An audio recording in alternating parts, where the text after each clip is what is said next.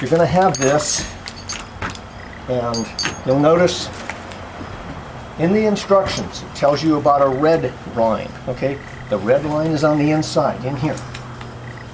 Before you go up, make sure that this red line is backed all the way out, okay? You don't want this thing cinched up.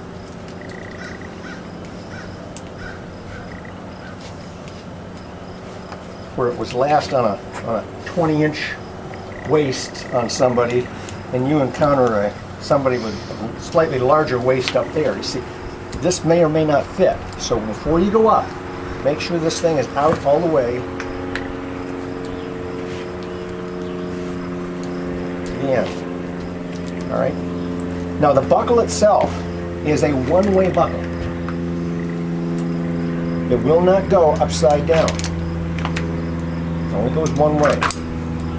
And if you look at it too, in fact, on one side you see the indentation, on the other side there is not one. So that's how you know whether you're going in correctly. This is the first thing when you get up there. You get this in behind the person, this gets hooked to them first. Because again, that way, and in fact, one of the rings is hooked to this safety loop. Okay? One of the rings is hooked to that safety loop, your backup line, okay? And so that once they've got this on them, and this is hooked to your backup line, you got your 2 point of contact. You've got the webbing behind them, and you got this. Because even if you fell out, now this is only one of 3 hooks, but if you fell out, this is going to keep you from going very far. It's going to be an uncomfortable trip, yes, but it's going to keep you from falling to the ground. So that's what that's all about. So when you go up though, what you want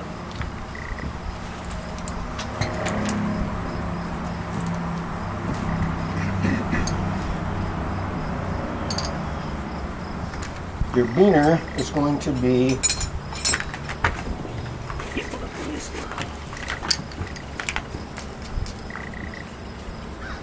now what did I say about these beaners?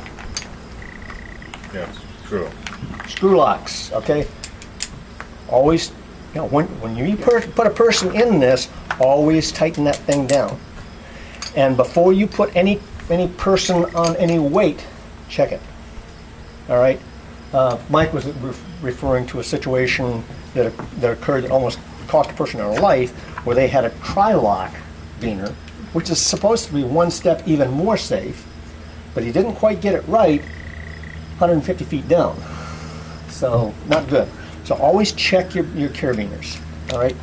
With our quick locks, they're a little bit easier, but, okay? And that is hooked, again,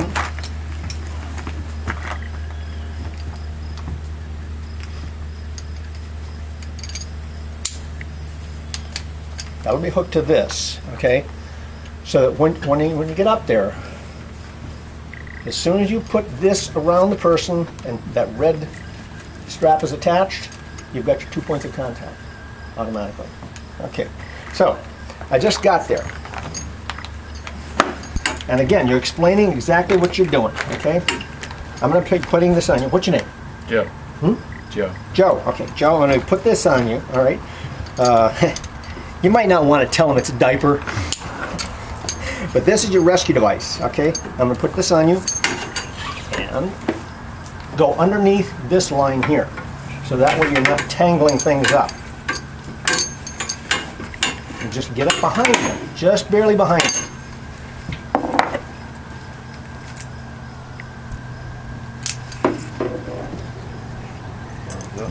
Arms up. There we go. Thank you.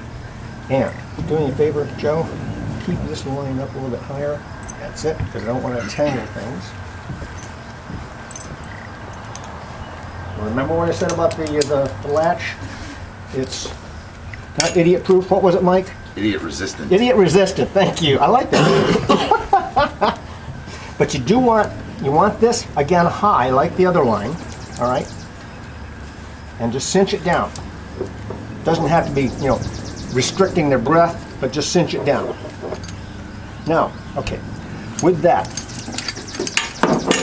we've got to get this red one underneath them.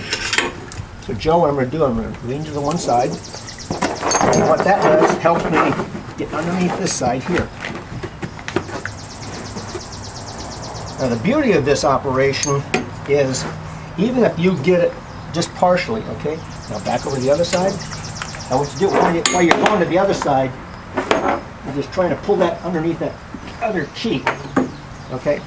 Now you bring it up, and the proper way of connecting this. Now notice how I had this one here, okay, on the yellow.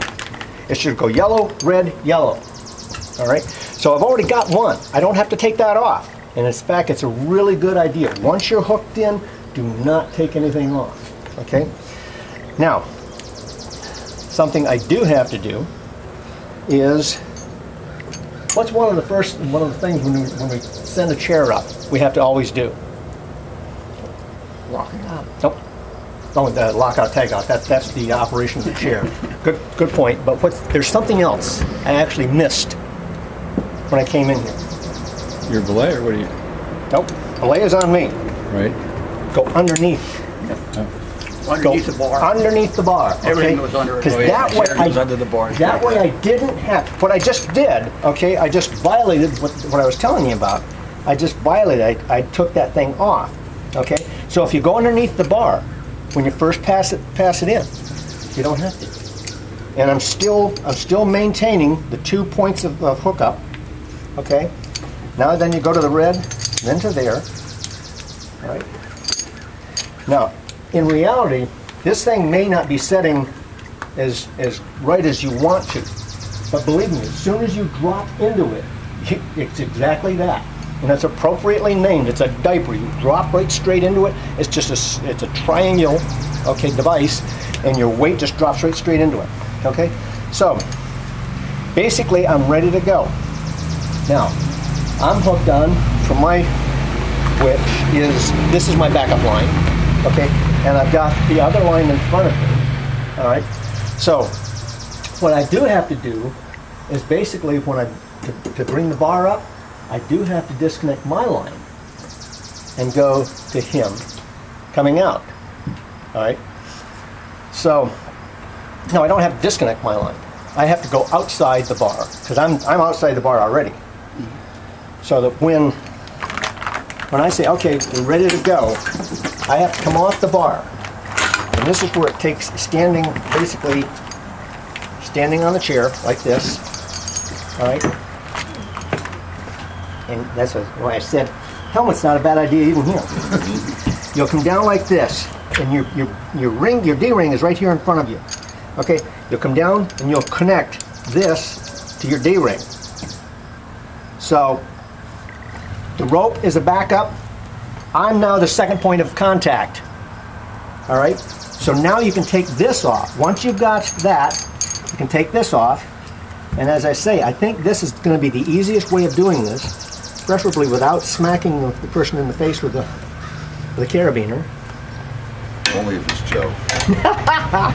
And what you can do, all right, get that thing out of the way and hook that to your D-ring, okay?